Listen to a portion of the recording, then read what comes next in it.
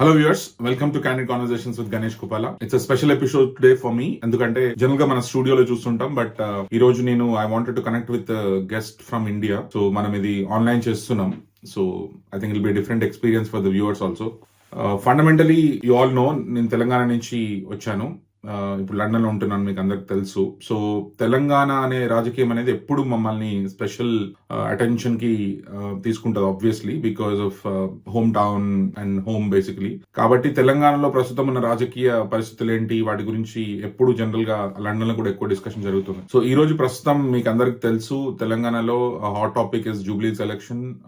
అలాగే various things that are happening in the political front అనేది చాలా చాలా ఫ్రంట్ లైన్ డిస్కషన్ ఐటమ్స్ అయినాయి. కాబట్టి తెలంగాణ రాజకీయ విశ్లేషకులు ఎవరితోనో మాట్లాడి తెలంగాణ రాజకీయ ముఖ చిత్రం ఏంటి, అసలు ఏం జరుగుతుంది, how we should see and how Telangana is getting prepared for the next election, by election కానివ్వండి, తర్వాత ఇంకొక 2-3 years లో వచ్చే ఎలక్షన్స్ కానివ్వండి, ఎలా ఉండే అవకాశం ఉంది. అలాగే 3 మెయిన్ పార్టీస్ ఉన్నాయి తెలంగాణలో, వాళ్ళ ప్రిపరేషన్స్ ఎలా ఉన్నాయి, వాట్ ఆర్ దే డూయింగ్ అనేది ఒక రాజకీయ విశ్లేషకులతో మాట్లాడితే మనకు ఒక క్లియర్ కైండ్ ఆఫ్ ఇన్ఫర్మేషన్ వచ్చే అవకాశం ఉందనుకొని నేను ఐ రిక్వెస్టెడ్ వీరమల్లి ప్రకాష్ గారు. అందరికి తెలుసు మీకు, రాజకీయ విశ్లేషకులు, చాలా డీప్ అనుభవం కానివ్వండి, అలాగే అవగాహన తెలంగాణ రాజకీయాలు ముఖ్యంగా తనకున్న అవగాహన చాలా గొప్పది. ఎందుకంటే వారు తెలంగాణ ఫార్మేషన్ కంటే ముందు తెలంగాణ ఉద్యమంలో కూడా కేసీఆర్ గారితో ఫౌండింగ్ మెంబర్గా ఆల్మోస్ట్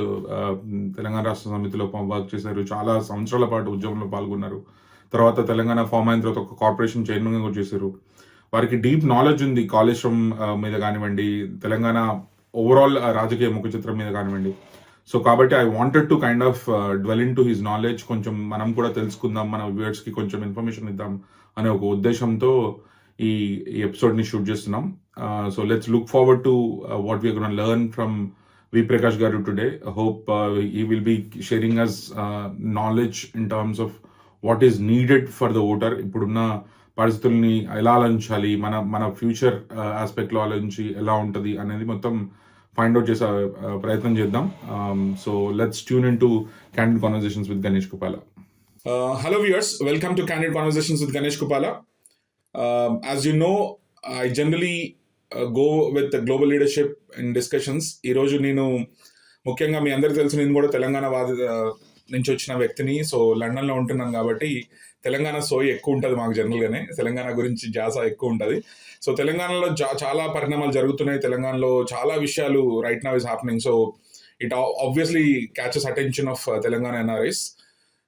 సో ఆ ప్రాసెస్లో భాగంగా వీరమల్లి ప్రకాష్ గారిని ఒక చిన్న రిక్వెస్ట్ చేయడం జరిగింది. సార్, చాలా విషయాలు జరుగుతున్నాయి తెలంగాణలో, we want to connect with you, ఒకసారి చూద్దాం అసలు ఏం జరుగుతుంది, మనకు కూడా ఎన్ఆర్ఐలకు కూడా కొంచెం అవగాహన కలుగుతుందన్న విషయంతో ప్రకాష్ గారిని రిక్వెస్ట్ చేస్తే sir kindly accepted our invitation, and that's why we're doing this in Zoom guys. So it may be different experience for my audience. I generally shoot in స్టూడియోస్లో చేస్తాను సార్ జనరల్గా నేను, but this will be a good experience. So మీ అందరికీ ప్రకాష్ గారి గురించి పరిచయం చేయాల్సిన అవసరం లేదు.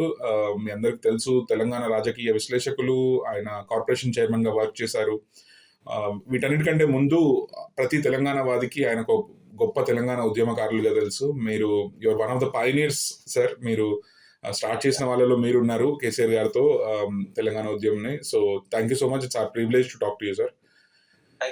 So I'll get into the topic directly, sir. యాక్చువల్గా బేసిక్గా నేను ఏం మాట్లాడాలనుకున్నా ఈరోజు అంటే, తెలంగాణలో సరే తెలంగాణ ఉద్యమం జరిగింది, పోరాటాల తర్వాత తెలంగాణ సాధించుకున్నాం. ఒక 10 సంవత్సరాలు TRS/BRS గవర్నమెంట్ ఫామ్ అయ్యి వాళ్ళు they performed whatever they have to do. అయితే 22 months బ్యాక్ కాంగ్రెస్ గవర్నమెంట్లోకి వచ్చింది. Congress is doing whatever they are doing, right? So ఈ సిచ్యువేషన్స్లో there is so much happening. Specially ఇప్పుడు హాట్ టాపిక్ వచ్చేసి జూబ్లీ హిల్స్ ఎలక్షన్, మీకు తెలుసు. సో జూబ్లీ హిల్స్ ఎలక్షన్తో స్టార్ట్ చేద్దాం సార్ డిస్కషన్ మనం. బేసిక్గా ఇప్పుడు మీ view and your reflection on Jubilee Hills election, BRS/TRS అనుకోండి. BRSకి ఎంత అవకాశాలు ఉన్నాయి, లేదా కాంగ్రెస్ గవర్నమెంట్ పర్ఫార్మెన్స్ ఎట్లుంది, వాటితో స్టార్ట్ చేద్దాం సార్. అసలు ఏం జరుగుతుంది జూబ్లీ హిల్స్లో? ఎస్, జూబ్లీహిల్స్ లో 3 సార్లు ఎమ్మెల్యేగా ఎన్నికైన గోపీనాథ్ గారు మరణించడంతో బై ఎలక్షన్ వచ్చింది. సో ఆయన ప్రజలకు చాలా దగ్గరగా ఉండేవాడు. ఎందుకంటే ఆయన రాజకీయ రంగ ప్రవేశం ఒక కార్యకర్తగా తెలుగుదేశం పార్టీలో మొదలైంది. సో గ్రాస్ రూట్ నుంచి వచ్చిన వ్యక్తిగా చిన్న చిన్నగా ఆయన ఎదిగాడు. స్లమ్ పీపుల్ తో గానీ అక్కడ ఉన్న అన్ని రకాల యూత్ తో, ముస్లిం యూత్ తో కూడా చాలా మంచి రిలేషన్ ఆయనకు ఉండేది. సో అకస్మాత్తుగా ఆయన మరణించడంతో ఆయన వైఫ్ కి బీఆర్ఎస్ టికెట్ ఇచ్చింది. సో కొంత సానుభూతి ఉన్నా కూడా కాంగ్రెస్ కి ఏంటంటే లాస్ట్ 2 years లో ఆ కాన్స్టిట్యున్సీలో పెద్దగా చేసింది ఏం లేదు. అంటే ఏమైనా ఫ్లైఓవర్స్ కట్టడమో, ట్రాఫిక్ ప్రాబ్లమ్స్ చేయడమో, లేకుంటే జూబ్లీహిల్స్ ఏరియాలో డ్రైనేజ్ సమస్య గానీ, మంచినీటి సమస్య గానీ ఇట్లాంటి విషయాలలో అంతకుముందు ఉన్న పరిస్థితి కంటే కూడా ఇంకా కొంచెం దారుణంగా తయారైంది. ఎందుకంటే మళ్ళీ వాటర్ ట్యాంకర్స్ రావడము, అంతకుముందు 9.5 years కేసీఆర్ గారు ఉన్న టైంలో దాదాపు 8 సంవత్సరాలు వాటర్ ట్యాంకర్స్ అనేవి కనపడలేదు, పవర్ కట్స్ లేవు. సో ఈ డ్రైనేజ్ ఇష్యూస్ కానీ వర్షం పడితే ఈ సమస్యలు కూడా చాలా వరకు టిఆర్ఎస్ స్ట్రాటజిక్ నాలా డెవలప్మెంట్ ప్రోగ్రామ్ టేకప్ చేసి 1000 కోట్లు పెట్టి కేటీఆర్ గారు పర్సనల్ ఇంట్రెస్ట్ తీసుకొని గోపీనాథ్ గారు వారు దాన్ని కొంత నివారించగలిగారు, ఈ ఫ్లడ్ ఇదంతా కూడా. అయితే ఇప్పుడు ఈ మళ్ళీ రేవంత్ రెడ్డి గారు వచ్చాక ఈ 2 years నుంచి పెద్దగా కార్యక్రమాలు ఏం టేకప్ చేయలేదు. కాకపోతే వాళ్ళకు కొంత అసంతృప్తి ఎందుకు ఉందంటే పెన్షన్స్ ఆయన ఏవైతే హోప్స్ ఇచ్చాడో ఆ ప్రామిసెస్ ఫుల్ఫిల్ చేయట్లేదు అనేది ఒకటి. వాళ్ళకు రావాల్సిన పెన్షన్స్ కూడా సరైన సమయానికి రాకపోవడము, కళ్యాణ్ లక్ష్మి, షాదీ ముబారక్ లాంటివి కూడా గవర్నమెంట్ వచ్చిన కాంచి చాలా వరకు పెండింగ్ ఉండిపోవడము ఇట్లా జరిగింది. అప్పుడు ఏంటంటే కాంగ్రెస్ ఎమ్మెల్యే కాదు కాబట్టి కొంత వివక్ష ఉండేది. సహజంగానే రేవంత్ రెడ్డి ప్రభుత్వంలో ఆర్థిక సమస్యల వల్ల కావచ్చు, ఇతరత్ర కావచ్చు, కొంత పర్ఫార్మెన్స్ అనేది అంత అప్ టు ద మార్క్ లేదు. ఇక్కడ ప్లస్ పాయింట్ ఏది కాంగ్రెస్ కంటే, ప్లస్ పాయింట్ వాళ్ళు అజరుద్దీన్ ని పోటీ నుంచి తప్పించి ముస్లిం ఓట్స్ ను కాంగ్రెస్ క్యాండిడేట్ వైపు పోలరైజ్ చేసుకోవడానికి కొంత ప్రయత్నం చేస్తున్నారు. తర్వాత శ్రీశైలం యాదవ్ అక్కడున్న బాగా పాపులర్ వ్యక్తి, గత 30-40 సంవత్సరాలుగా సినీ పరిశ్రమ గానీ, అంటే జూబ్లీస్ లో కొంత ఫిల్మ్ ఇండస్ట్రీ కూడా ఉంది, సినీ పరిశ్రమకు దగ్గరగా ఉన్న వ్యక్తి. కొంత సంఘ సేవా కార్యక్రమాలు కావచ్చు, ఎవరికైనా ఏమైనా ఇబ్బందులు ఉంటే యూసుఫ్ గూడ, రహమత్ నగర్ డివిజన్లలో కొంచెం బాగా వర్క్ చేసిన వ్యక్తిగా ఏ సమస్య వచ్చినా ఆయన దగ్గర పోయి చెప్పుకోవడానికి ఒక యాక్సెస్ ఉండేది. సో అట్లా ఒక కాంగ్రెస్ క్యాండిడేట్ ప్లస్ అయ్యిండు వాళ్ళకి. సో ఇప్పుడు నవీన్ యాదవ్ అనే వ్యక్తి శ్రీశైలం యాదవ్ గారి ప్లస్ అయ్యింది. ఎందుకంటే అతను గతంలో మజ్లిస్ నుంచి పోటీ చేసినప్పుడు కొంత, అంటే అక్కడ హిందూ జనాభా ఎక్కువ ఉంది కాబట్టి మజ్లిస్ ఒక హిందూకు టికెట్ ఇవ్వడం జరిగింది. కొంత ముస్లిం ఓట్స్ పోలరైజ్ అయినాయి, హిందువులే పెద్దగా పడకపోయినా. అంటే ఆయన కమ్యూనిటీ కొంత, ఆయన చుట్టుపక్కల ఉన్న యూత్ వాళ్ళంతా కొంత వేసినా కూడా మాక్సిమం 40,000 కంటే ఎక్కువ తనకు రాలేదు ఎప్పుడు కూడా. సో అయితే ఇప్పుడు ఏంటంటే కొంత ముస్లిం ఓట్స్ ప్రభావితం చేస్తాయి. రెండవది బీజేపీ ఎంతవరకు చెల్లుస్తుంది అనేది కూడా ఇంపార్టెంట్. అయితే ఇక్కడ బీజేపీ ఏంటంటే ఆలస్యంగా నిర్ణయం తీసుకున్నది క్యాండిడేట్ విషయంలో. రెండవది ఏంటంటే అసలు బీజేపీ సీరియస్ ఉందా సార్ ఎలక్షన్ లో? అంటే కొంచెం సీరియస్ కనబడట్లేదు. Sorry to break your flow. ఎందుకంటే అసలు బీజేపీ, నాకు క్వశ్చన్ ఇది కూడా ఉండే యాక్చువల్గా, బీజేపీ ఎట్లా చూస్తుంది తెలంగాణ? ఇప్పుడు వాళ్ళు in case if you look at the previous election, MP ఎలక్షన్కి వచ్చేప్పుడు చాలా సీరియస్ తీసుకున్నారు. Almost equal share of the vote లాగా, ఆల్మోస్ట్ 88 కాంగ్రెస్ కి 8, బీజేపీకి 8, వాళ్ళు ఒక స్ట్రాంగ్ పార్టీ లాగా ఎమర్జ్ అవుతారు అన్నట్టుగా ఒక నారేటివ్ బిల్డ్ చేశారు. కానీ when it comes to any by election or local body కానివ్వండి, ఎక్కడ చూసినా వాళ్ళ యాక్ట్ అనేది అంత సీరియస్ కనిపించలేదు. Actually are they serious about Telangana? What are they trying to do? అంటే దీనికి కొంత వెనక్కి వెళ్తే నేపథ్యం మనం అర్థం చేసుకోవాలి. దేశవ్యాప్తంగా ఉన్న ప్రాంతీయ పార్టీలను ఎదగకుండా తొక్కిపెట్టడం అనేది బీజేపీ స్టాండ్. ఎందుకంటే కాంగ్రెస్ వాళ్ళకు పెద్ద శత్రువు కాదు, అంటే బలమైన శత్రువు కాదు. దేశవ్యాప్తంగా కాంగ్రెస్ ను తొక్కేస్తున్నారు బాగా. ఎట్ ది సేమ్ టైం ఏంటంటే కొంత రేపు పోలరైజ్ అయ్యేటి ప్రతిపక్షాలు, అంటే ప్రతిపక్షాలు కనుక ఈ అంటే కాంగ్రెస్ కు తోడైనట్టయితే ఎంతో కొంత ఇండియా కూటమి కొంత గెయిన్ అయింది. లాస్ట్ టైం బీజేపీ మైనస్ అయింది పార్లమెంట్ ఎలక్షన్స్ లో. నేషనల్ లెవెల్ చూసినప్పుడు కొంత యూపీఏ, అంటే ఇప్పుడు ఏదైతే ఇండియా అని పెట్టారో ఆ పక్షం కొంత బలపడ్డది. సో వాళ్ళ టార్గెట్ ఏంటంటే నెక్స్ట్ ఎలక్షన్స్ నాటికి ఈ ప్రాంతీయ పార్టీలను వీలైనంత వరకు నామరూపాలు లేకుండా చేయాలి, లేకపోతే తొక్కేయాలి అనేది గత ఎన్నికల్లో కేసీఆర్ గారి మీద మోడీ పంతం బట్టి ఆయన ఓడించాడు. అంటే తనని తను తగ్గించుకున్నాడు. ఆ విషయంలో తనని తను తగ్గించుకొని ఓట్లు స్ప్లిట్ కాకుండా కాంగ్రెస్ కి పోలరైజ్ అయ్యేలాగా తన ఒక వ్యూహాన్ని అమలు చేశాడు. అందరికి ఆశ్చర్యం అనిపిస్తుంది, మోడీ ఏంది కాంగ్రెస్ గెలుపుకు ఎందుకు కారణమవుతాడు అంటే కాంగ్రెస్ గెలుపు కోసం కాదు, అది కేసీఆర్ రానియకుండా చేయడానికి. ఎందుకంటే దేశవ్యాప్తంగా తనకు రేపు భవిష్యత్తులో ఎవరన్నా కొంత ప్రయత్నం చేస్తారు అని అంటే అది ఇంకెవరో కాదు, ఖచ్చితంగా కేసీఆర్ గారు అనేది మోడీ గారికి తెలుసు. ఇంకా ఏ ముఖ్యమంత్రి కూడా నేషనల్ లెవెల్లో ఇప్పుడు సిపిఐ పూర్తిగా రికగ్నిషన్ కోల్పోయింది. సిపిఎం అనేది పరిమితంగా 1-2 ప్యాకెట్స్ ఉంది. ఇక సోనియా గాంధీ, రాహుల్ గాంధీ బలమేందో తెలిసిన శత్రువు కాబట్టి వాళ్ళని కొట్టడం అనేది పెద్ద కష్టం కాదు మోడీ గారికి.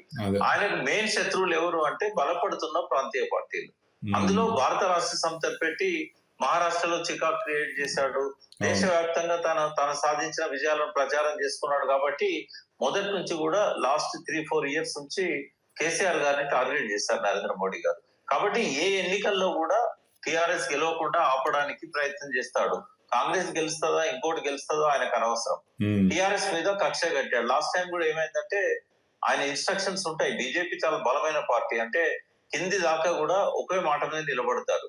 పోయినసారి కంటోన్మెంట్ లో బై ఎలక్షన్ వచ్చినప్పుడు లాస్ట్ మినిట్ లో బీజేపీ క్యాండిడేట్ ని తీసుకుపోయి కాంగ్రెస్ కండువా కప్పించి ఆయన టికెట్ ఇచ్చి గణేష్ అనే అతన్ని గెలిపించారు. ఇప్పుడు కూడా అదే ప్రయత్నం జరుగుతున్నది. ఒక పక్కన మజ్లీస్ కార్యకర్తలంతా బహిరంగంగా కాంగ్రెస్ కు ప్రచారం చేసే పరిస్థితి ఉన్న టైంలో బీజేపీ కూడా తను ఖచ్చితంగా పోటీలో నిలబడకుండా, పోటీ బలంగా ఉండకుండా కాంగ్రెస్ గెలుపు కోసం ప్రయత్నం చేస్తున్నది. అంటే ఇక్కడ బీఆర్ఎస్ ఓడించడం అనేది వాళ్ళ ప్రధాన లక్ష్యం. బీఆర్ఎస్ రానియకుండా అయితే తర్వాత కాంగ్రెస్ ను కొట్టడం చాలా తేలికైతుంది వాళ్ళకి. ఇప్పుడు నెక్స్ట్ ఎలక్షన్స్ లో ట్రయాంగిల్ కంటెస్ట్ కనుక ఉన్నట్టయితే బీఆర్ఎస్ ఎంత బలహీన పరిస్తే బీజేపీకి అంత బెటర్ అనే వైపు ఆలోచిస్తా ఉంది. అంటే ఈ ఎలక్షన్ కనుక జూబ్లీ హిల్స్ ఒకవేళ బీఆర్ఎస్ ఓడిపోతే, గతంలో కంటోన్మెంట్ కూడా ఓడిపోయింది కాబట్టి వీళ్ళకు రూరల్ లో ఏం లేదు, అర్బన్ లో కూడా మొన్నటి ఎలక్షన్ల తర్వాత పతనం అవుతున్నది పార్టీ అని చెప్పి ఒక ప్రొజెక్షన్ ఇవ్వాలనే ఆకాంక్ష బీజేపీ నాయకుల్లో కనబడుతూ ఉన్నది. కాబట్టి వాళ్ళ బలాన్ని వాళ్ళు చూపెట్టట్లేదు. వీలైనంత వరకు బలహీనంగానే ఉంటారు వాళ్ళు ఈ పోటీ అంతా కూడా. అంటే కాంగ్రెస్ కు వాళ్ళు నేరుగా చెప్పకపోయినా కూడా వాళ్ళ క్యాండిడేట్ కు వాళ్ళు బలం చేకూర్చే విధంగా వాళ్ళ రోల్ అనేది ఉండదు అని నేను అనుకుంటాను. ఒక ఇంట్రెస్టింగ్ పాయింట్ చెప్పేశారు మీరు. ఇప్పుడు సాయన్న గారి సెకండ్ ఎలక్షన్ కూడా మీరు, ఐ థింక్ మనం జూబ్లీ గురించి మాట్లాడుతాం కాబట్టి it's very important to bring that topic as well.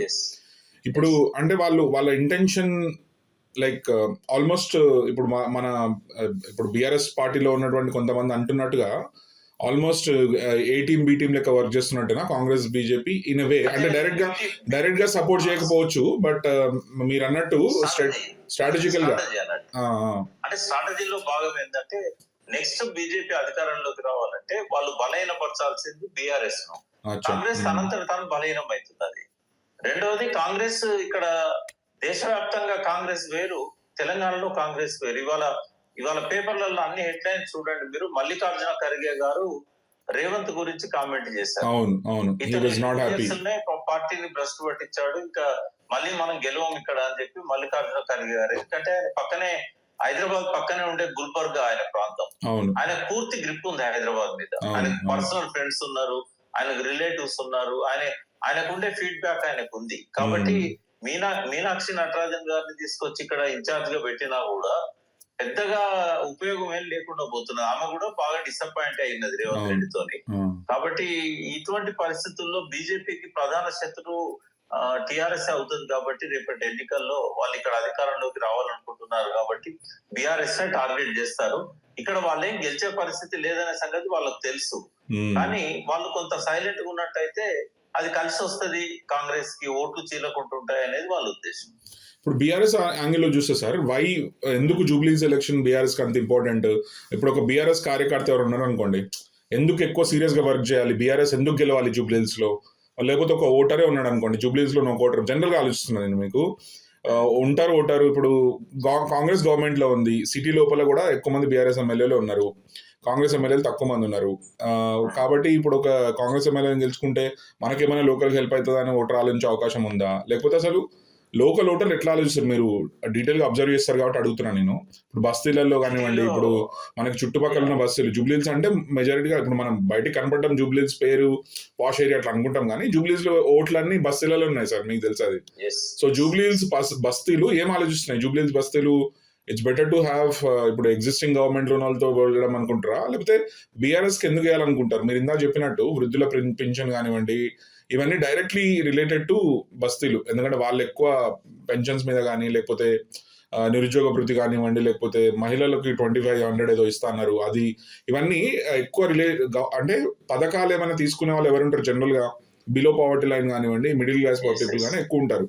So వాళ్ళ వ్యూ ఎట్లుంది? బీఆర్ఎస్ గెలవాలని వాళ్ళు ఎందుకు అనుకుంటున్నారు మీరు? వాళ్ళు 3 రకాలుగా చూశారు. అంటే తెలంగాణ రాకముందు వాళ్ళ పరిస్థితి ఏందో వాళ్ళకి తెలుసు. తెలంగాణ వచ్చిన తర్వాత 200 పెన్షన్ 2000 ఎట్లా పోయింది, తర్వాత డ్రైనేజీ, మంచినీరు, ఇవన్నీ కూడా అదివరకు 3 రోజులకు 4 రోజులకు కూడా ఒక రోజు ట్యాప్ వాటర్ రాకపోయేది. తర్వాత ట్యాప్ వాటర్ అనేది రెగ్యులర్ గా రావడము, తర్వాత సబ్సిడీస్ బాగా, water subsidy, water metre bill విషయంలో గానీ వాళ్ళకు సబ్సిడీ మీద వాటర్ ఇవ్వడము, అంటే అప్ టు సర్టెన్ లిమిట్ వరకు వాళ్ళకు వాటర్ ఛార్జ్ చేయకుండా ఇవ్వడం అనేది, ఇట్లాంటివన్నీ కూడా వాళ్ళు తెలంగాణ రాష్ట్ర ఏర్పాటు తర్వాతనే చూడగలిగారు. అంటే వాళ్ళు 3 ప్రభుత్వాలు చూశారు. అంతకుముందు కాంగ్రెస్ ప్రభుత్వాన్ని చూశారు, మధ్యలో టిఆర్ఎస్ ప్రభుత్వాన్ని చూశారు, ఇప్పుడు కాంగ్రెస్ ప్రభుత్వాన్ని మళ్ళీ చూస్తున్నారు.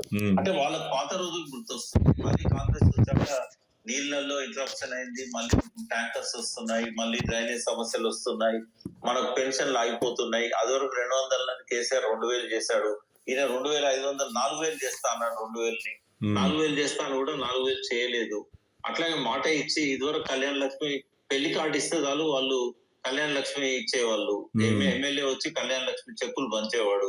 ఇప్పుడు 2 సంవత్సరాల నుంచి కళ్యాణ లక్ష్మి చెక్కులు రావట్లేదు. చెప్పుకుందామన్నా ఎక్కడ చెప్పుకోవాలనో అర్థం కాని పరిస్థితి. డబ్బులు కాకుండా ఇంకా తులం బంగారం కూడా ఇస్తామన్నారు సార్ వీళ్ళు. తులం బంగారం అన్నారు, చాలా ప్రామిసెస్ చేశారు, ఆశపడ్డారు. తర్వాత మహిళలకు కూడా 2500 మీరు అన్నట్టుగా ఇస్తామని చెప్పారు. 6 గ్యారెంటీల పేరుతోని 13 గ్యారెంటీలు ఇచ్చారు. 13 ఒక 4-5 తప్ప ఎక్కువ అమలు చేయలేదు. ఇప్పుడు సిటీలో ఫ్రీ బస్ పెడితే వాళ్ళకి వచ్చే లాభం ఏం లేదు. కాబట్టి ఊర్లలో అయితేనేమో వాళ్ళకి కొంత బెనిఫిట్ అయింది ఫ్రీ బస్ వల్ల. ఇట్లాంటి అన్ని కూడా కొంత ఆలోచించినప్పుడు పెద్దగా ఇప్పుడు కాంగ్రెస్ ఎవరన్నా ఓట్లు వేసారంటే నవీన్ యాదవ్ వల్ల వేసారనుకోవాలి అంతే. అంతే, లోకల్ బలం తప్ప పార్టీ పరంగా ఇప్పుడు పార్టీ ప్రభావం లేదు. ఓకే. గవర్నెన్స్ కూడా మీరు ఇప్పుడు తెలంగాణ వ్యాప్తంగా కూడా ఆలోచిస్తారు సార్, మనం గవర్నెన్స్ కూడా చాలా వీక్ గా అనిపిస్తుంది. ఎందుకంటే ఇప్పుడు నేను వరంగల్ జిల్లా కానీ, ఇప్పుడు భద్రాద్రి కొత్తగూడెం జిల్లా కానీ మా జిల్లాలు సార్ యాక్చువల్గా ఒరిజినల్ గా. సరే హైదరాబాద్ మూవ్ అయ్యాం, మనం అందరం హైదరాబాద్ వాళ్ళని చెప్పుకుంటాం కానీ, బట్ అందరం ఏదో ఒక ప్రాంతం నుంచి వచ్చి ఉంటాం. సో అట్లా చూస్తే ఇప్పుడు మీరు భద్రాద్రి కొత్తగూడెం కానివ్వండి, లేకపోతే వరంగల్ జిల్లాలో కానివ్వండి, వాళ్ళ మంత్రుల పనితీరు ఏదైతే ఉందో మీరు డీటెయిల్ గా అబ్జర్వ్ చేస్తే, ఇటు సూర్యకమ్మ గారు కానివ్వండి, అటు పొంగులేటి గారు కానివ్వండి, మిగతా వాళ్ళందరూ మీరు లుక్ ఎట్ ఎవ్రీథింగ్, ఏదో కొంచెం అసంతృప్తి మాత్రం లోకల్ గా చాలా గ్రౌండ్ లెవెల్ లో చాలా అసంతృప్తి ఉన్నట్టయితే కనిపిస్తుంది సార్. మీరేమంటారు దాని మీద? చాలా ఉంది, ఎందుకంటే ఏ పని కావట్లేదు. ఈవెన్ టిఆర్ఎస్ గవర్నమెంట్ లో చేసిన పనులకు కూడా సర్పంచులకు ఇప్పటి వరకు కూడా బిల్లులు ఇవ్వలేదు. సర్పంచులు ఎట్లా తట్టుకోగలుగుతారు? వాళ్ళు చేసిన పనులన్నీ కూడా ఏంటంటే 20 లక్షలు 30 లక్షలు కోటి రూపాయలు కూడా ఉండవు. ఇంకా చిన్న బిల్లులు కూడా వాళ్ళు చెల్లించడం లేదు అని అంటే అది కొంత నెగటివ్ ఇంపాక్ట్ అనేది కాంగ్రెస్ కు ఉన్నది. పెద్ద బిల్లులు క్లియర్ చేశారు పొంగులేటి శ్రీనివాస్ రెడ్డి గారికి, తర్వాత అట్లాంటి వాళ్ళ పెద్ద కాంట్రాక్ట్ కంపెనీలు ఉన్నాయి, ఏ క్లాస్ కాంట్రాక్టర్స్ వాళ్ళంతా, వాళ్ళ బిల్లులు ఏమో సెటిల్ చేశారు, మెగా వాళ్ళే గానీ నవగా వాళ్ళే గానీ. కానీ కింది ఉన్న సర్పంచులకు బిల్లులు ఇవ్వట్లేదు. వాళ్ళు మిషన్ భగీరథ వర్కులు చేసినప్పుడు, వైకుంఠ ధామాలు కట్టినప్పుడు, పల్లె ప్రకృతి వనాలు, ఇట్లాంటివన్నీ సర్పంచులు చేశారు గ్రామాలలో. పంచాయతీరాజ్ రోడ్లు అయితే కేసీఆర్ గారు ఏమనుకున్నారంటే, ఇప్పుడు ఎలక్షన్స్ వచ్చినాయి కాబట్టి ఈ ఎలక్షన్ల కోసం కొంత సంక్షేమ పథకాల మీద ఎక్కువ దృష్టి పెట్టి ఎలక్షన్లు అయినాక బిల్లులు చెల్లించాలనుకున్నాడు ఆయన. అప్పటికే 1.5 years 2 years పెండింగ్ ఉన్నాయి. బట్ అవి ఇప్పుడు ఏమైందంటే 4 ఏళ్ళు పెండింగ్ అయ్యేసరికి వాళ్ళు సూసైడ్ చేసుకున్న కేసులు కూడా ఉన్నాయి కొన్ని. అంటే ఇటువంటి అన్ని కూడా అది ఎక్కడో ఒక ఊర్లో ఎఫెక్ట్ అయినా కూడా చుట్టుపక్కల అన్ని గ్రామాల మీద దాని ఇంపాక్ట్ ఉంటుంది. కరెక్ట్. ఇంకొక చిన్న అబ్జర్వేషన్ ఏంటంటే సార్ నాది, ఒక చిన్న అబ్జర్వేషన్ ఏంటంటే, మీరు ఇప్పుడు second term of BRS government కానీ లేకపోతే ఫస్ట్ టర్మ్ కూడా అబ్జర్వ్ చేయండి సార్. మీరు ఏంటంటే వేరియస్ ఇప్పుడు లోకల్ గవర్నమెంట్స్ కి చాలా వర్క్ ఉంటుండే సార్. ఇప్పుడు మీరు అన్నట్టు పల్లె ప్రకృతి వనాలని ఒక కాంట్రాక్ట్, వైకుంఠ ధామాలని కొంచెం పని, తర్వాత ఇంకోటి ఏదో వర్క్ అని, రైతు సంఘాలని కొన్ని వర్క్లు. ఇప్పుడు ఏమైందంటే ఈ గవర్నమెంట్, కాంగ్రెస్ గవర్నమెంట్ వచ్చిన తర్వాత ఇప్పుడు ఎగ్జిస్టింగ్ వర్క్స్ ఏమో ఆగిపోయినాయి, కొత్త వర్క్స్ ఏమో ఏం చేయట్లేదు. ఇంకోటి లోకల్ బాడీ ఎలక్షన్స్ ఏమో కంప్లీట్ ఆపేసారు.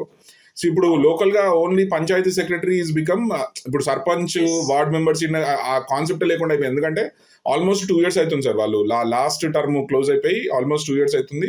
ఎవరికి ఒక సర్పంచ్ లేడు, ఒక లోకల్ గా వార్డ్ మెంబర్స్ అట్లాంటి వాళ్ళు లేరు.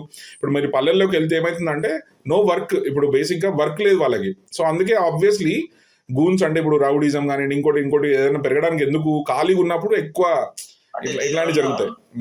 దీనివల్ల ప్రధానంగా వచ్చే నష్టం ఏంటంటే ఈ 2 years 15th finance corporation commission నుంచి నేరుగా పంచాయతీలకు వచ్చే నిధులు రాకుండా ఆగిపోయినాయి. అదొకటి. దానివల్ల నిధులు లేవు, మన రాష్ట్ర ప్రభుత్వం కూడా నిధులు ఇవ్వట్లేదు.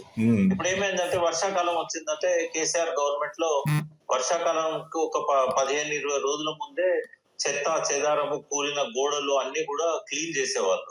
ఇప్పుడు మీకు గుర్తుండాలి, 20 పంచాయతీరాజ్ అవార్డులు దేశంలో 20 అవార్డులు ఇస్తే 19 అవార్డులు తెలంగాణకు వచ్చాయి. అంతకుముందు 10 ఇస్తే 9 వచ్చినాయి. అంటే ఎవ్రీ ఇయర్ కూడా దేశంలోనే అత్యధిక అవార్డ్స్ తెలంగాణ పల్లెలకు వచ్చినాయి. ఇప్పుడు వైకుంఠ ధామం కూడా కొన్ని అసంపూర్తిగా ఉన్న పనులు కూడా అట్లాగే ఉండిపోయినాయి. ఈ 2 సంవత్సరాల నుంచి ఏది ముందుకు పోలేదు. ఇవన్నీ కూడా ప్రజలు చూస్తున్నారు. ఇప్పుడు హరితహారం ఆగిపోయింది. అది వరకు 285 కోట్ల మొక్కలు పెట్టారు. దానివల్ల టెంపరేచర్ లో కూడా తేడా వచ్చింది. ఉష్ణోగ్రతల్లో మనకు నల్గొండ, మహబూబ్నగర్ లో 1 to 2 degrees టెంపరేచర్ తగ్గింది. అంటే ఇవన్నీ మనం చూసాం. అట్లాగే నీళ్లు కూడా ఇప్పుడు గ్రామాలలో వాగులన్నీ కూడా పొంగి పొరలేవు. ఎందుకంటే కాళేశ్వరం నీళ్లతోని వాగులను అనుసంధానం చేశారు, ఉపనదులను అనుసంధానం చేశారు, చెక్ డ్యామ్స్ కట్టి చెక్ డ్యామ్స్ లలో వాటర్ స్టోర్ చేశారు. సో వర్షాకాలం వచ్చే వాన నీళ్లు తప్ప ఎండాకాలంలో లిఫ్ట్ చేసుకొని సమ్మర్ అంతా కూడా వాటర్ స్టోరేజ్ చేసుకున్న పద్ధతి 5-6 ఏళ్లు కొనసాగింది. కానీ ఇప్పుడు అది కూడా ఆగిపోయింది. సో పల్లెలలో గాని పట్టణాలలో గాని ఒక అసంతృప్తి అవుతుంది. ఇక్కడ మనం జూబ్లీలు చూసినట్టయితే బీఆర్ఎస్ కి ఎందుకు ఇది ముఖ్యమైనది అని అంటే, గతంలో పల్లెలలో ఎక్కువ మంది ఓడిపోయారు, సిటీలో మాత్రం అందరూ గెలిచారనే ఒక పేరు ఉంది బీఆర్ఎస్. అయితే కంటోన్మెంట్ ఎప్పుడైతే ఓడిపోయారో ఇక్కడ కూడా కొంత డౌన్ ఫాల్ స్టార్ట్ అయింది. ఎందుకంటే ఎంపీ సీట్లు కూడా ఓడిపోయారు కదా. ఇవన్నీ ఓడిపోయేసరికి ఏమైందంటే పట్టణంలో మన బలాన్ని చూపెట్టుకోవాలి, మళ్ళీ ఇప్పుడు వచ్చిన అవకాశాన్ని మనం ఉపయోగించుకోవాలి. 2 రకాలు ఇది ముఖ్యమండి. ఒకటి కంటోన్మెంట్ ఓటమి తర్వాత వచ్చిన ఆ నెగిటివ్ ఇంపాక్ట్ ను ఇప్పుడు గెలిచి చూపెట్టాలనేది ఒకటి. రేపటి రోజుల్లో ఈ ఎమ్మెల్యేస్ ఎవరైతే డిస్క్వాలిఫై కాబోతున్నారో వాళ్ళు ఇప్పుడు స్పీకర్ కూడా వెయిట్ చేస్తున్నారు జూబ్లీహిల్స్ రిజల్ట్ కోసం. ఒకవేళ జూబ్లీహిల్స్ లో బీఆర్ఎస్ ఓడిపోయింది అనుకోండి, వాళ్ళందరూ రిజైన్ చేస్తారు. రిజైన్ చేసి మళ్ళీ పోటీ చేస్తారు. మళ్ళీ పోటీ చేసినప్పుడు ఖైరతాబాద్ గానీ ఇట్లాంటివి ఇప్పుడు అందులో ఉన్నాయి ఆ 10 ఎమ్మెల్యే స్థానాలలో. ఇప్పుడు ఈ గెలుపు అనేది బీఆర్ఎస్ కి రేపు ఆ 10 మంది ఎమ్మెల్యేల రాజీనామాలకు పట్టుబట్టి లేదా డిస్క్వాలిఫై అయితే మళ్ళీ ఎలక్షన్ వస్తే అవి గెలవడానికి ఇది ఒక బేస్ అవుతుంది. అయితే చాలా బీఆర్ఎస్ వ్యూలో చూస్తే ఖచ్చితంగా చాలా ఇంపార్టెంట్ ఎలక్షన్ సార్. మీరు అన్నట్టు చాలా ఇంపార్టెంట్ ఎలక్షన్. ఎందుకంటే ఒకటి అవకాశం కూడా ఇన్ కేస్ లైక్ అన్ఫార్చునేట్ సంఘటన మాగంటి గోపీనాథ్ గారు చనిపోవడం వల్ల ఎలక్షన్ వచ్చింది. It's very unfortunate. కాకపోతే మీరు బీఆర్ఎస్ యాంగిల్లో చూస్తే ఒక ఫ్యూయలింగ్ అంటాం కదా మనం, ఇప్పుడు వెహికల్ వెళ్ళేటప్పుడు మధ్యలో ఒకసారి ఫిల్లింగ్ చేసుకున్నట్టు, it's kind of cross check అన్నట్టు కూడా ఒకసారి అవుతుంది. మీరు అన్నట్టు రైట్ డైరెక్షన్ లో చూస్తే సిట్టింగ్ సీట్ ఒకటి అందులో నాకున్న ఒక అబ్జర్వేషన్ ఏంటంటే సార్, మీరు అన్నట్టు ఈ బస్తీలు ఎక్కువగా ఏమైనా లోకల్ ఆస్పెక్ట్ ఏమన్నా వాళ్ళు ఏమైనా నారేటివ్ బిల్డ్ చేయడానికి ట్రై చేస్తారు సార్. మీరు అబ్జర్వ్ చేస్తే లోకల్ వర్సెస్ గోపీనాథ్ గారు ఇప్పుడు 3 సార్లు గెలిచారు, ఇంకా నాన్ లోకల్ ఏంటో నాకు అర్థం కాలేదు. బట్ వాళ్ళు మాత్రం ఒక లోకల్ వర్సెస్ నాన్ లోకల్ అనే ఒక చిన్న అటెంప్ట్ అయితే చూస్తున్నాను నేను. నారేటివ్ లో వాళ్ళు బిల్డ్ చేయడానికి ట్రై చేస్తారు. ఎక్కువ లేదు. Okay, very good. అయితే ఇప్పుడు ఇంకొకటి సార్, ఇప్పుడు ఇమ్మీడియట్ గా అంటే ఇప్పుడు బీఆర్ఎస్ యాంగిల్లో చూస్తే ఇప్పుడు వాళ్ళు 30 క్యాంపెయినర్స్, స్టార్ క్యాంపెయినర్స్ అని రిలీజ్ చేయడం అంతా చేశారు కదా. ఇమ్మీడియట్ గా మీ యాంగిల్లో వాట్ కుడ్ ఫెచ్, ఇప్పుడు బీఆర్ఎస్ కి ఏం చేస్తే స్ట్రాటజికల్ గా, ఎట్లాగో ఇప్పుడు కేటీఆర్ గారు, హరీష్ రావు గారు, ఇంకా లోకల్ ఉన్న తలసాని గారు కానివ్వండి, వీళ్ళందరూ కానీ ఎట్లాగో వాళ్ళు సీరియస్ గా వర్క్ చేస్తారు. బట్ ఇట్లా కాకుండా గ్రౌండ్ లెవెల్లో కానీ అసలు what should happen for BRS to win అంటే మీరు ఏం చెప్తారు మీ యాంగిల్లో? అంటే కొద్దిగా ఇప్పుడు యాదవ్ కమ్యూనిటీ కాబట్టి అక్కడ యాదవులు, మున్నూరు కాపులు, కొంత బీసీ కమ్యూనిటీస్ ఉన్నారు. సో వాళ్ళల్లో ఎక్కువగా కాన్సన్ట్రేట్ చేయాల్సిన అవసరం ఉంది.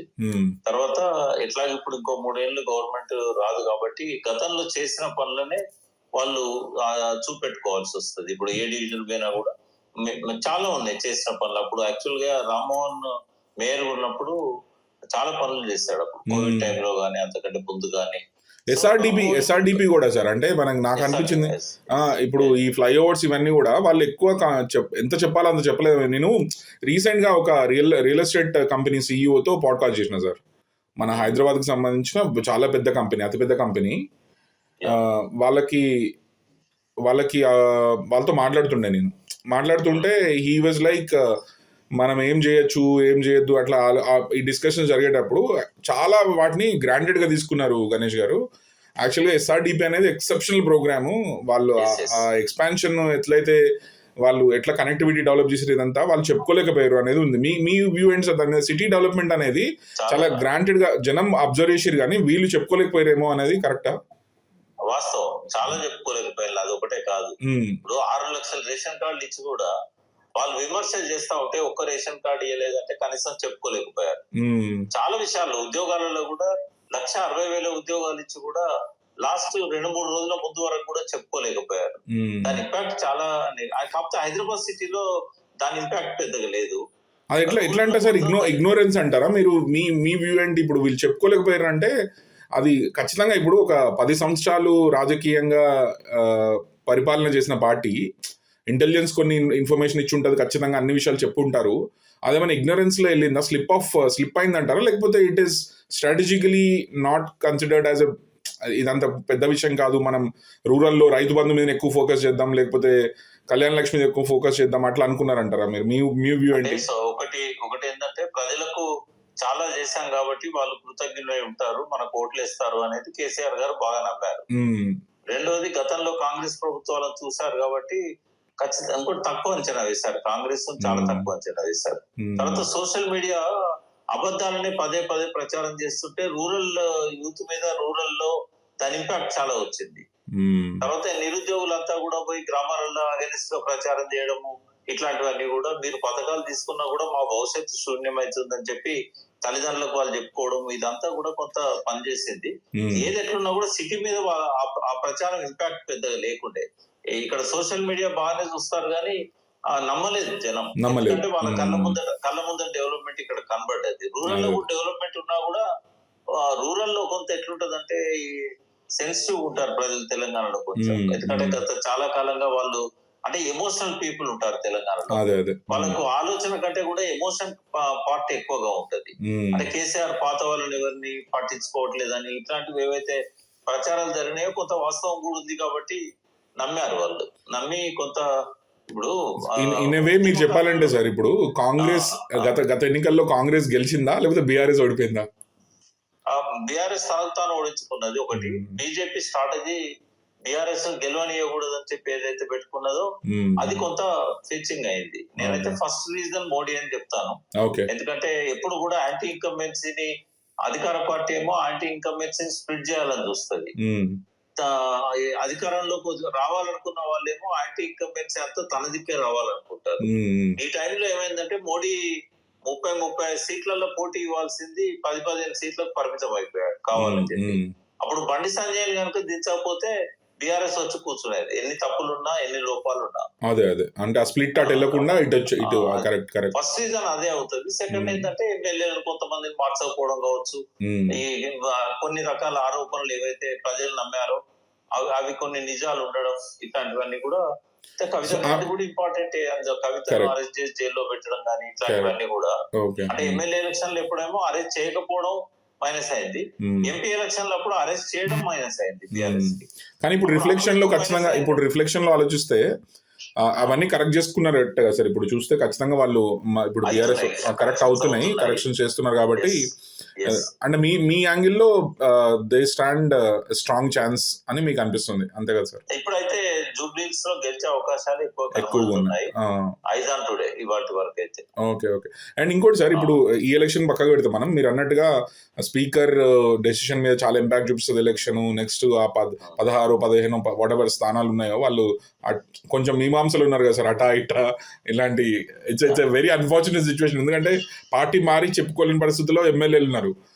ఇక్కడ మళ్ళీ అన్ని చెప్తున్నారు కదా వాళ్ళు. ఇట్లాంటి సిచ్యువేషన్ ఉన్నప్పుడు ఖచ్చితంగా వాళ్ళ ఇంపాక్ట్ 10 మందికి మాత్రం ఈ ఎలక్షన్ అనేది డెఫినెట్ గా డైరెక్షనల్ గా ఉంటది అనేది మీ వ్యూ అంతే కదా? దానికి కారణం ఏంటంటే ఇక్కడ ఒక 3-4 ఎమ్మెల్యేలు తప్పితే అంతా రూరల్ నుంచి ఉన్నారు. ఆ రూరల్ లో ఏంటంటే బాగా చెడ్డ పేరు వచ్చింది కాంగ్రెస్ కి.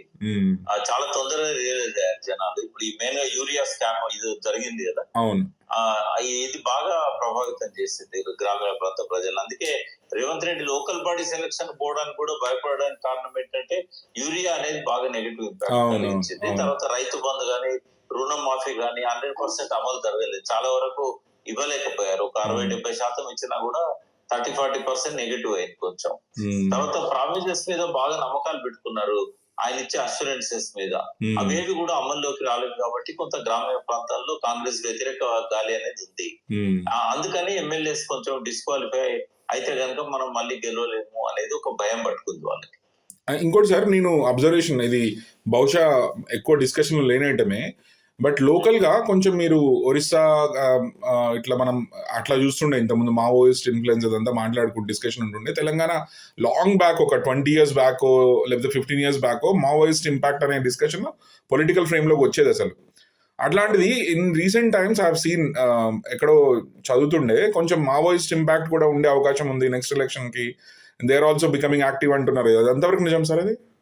అంటే ఇప్పుడు వాళ్ళు ఛత్తీస్గఢ్ లో ఎప్పుడైతే చుట్టుముట్టి కాల్ చేస్తున్నారో వాళ్ళు రిట్రీట్ అవుతున్నారు తెలంగాణకి.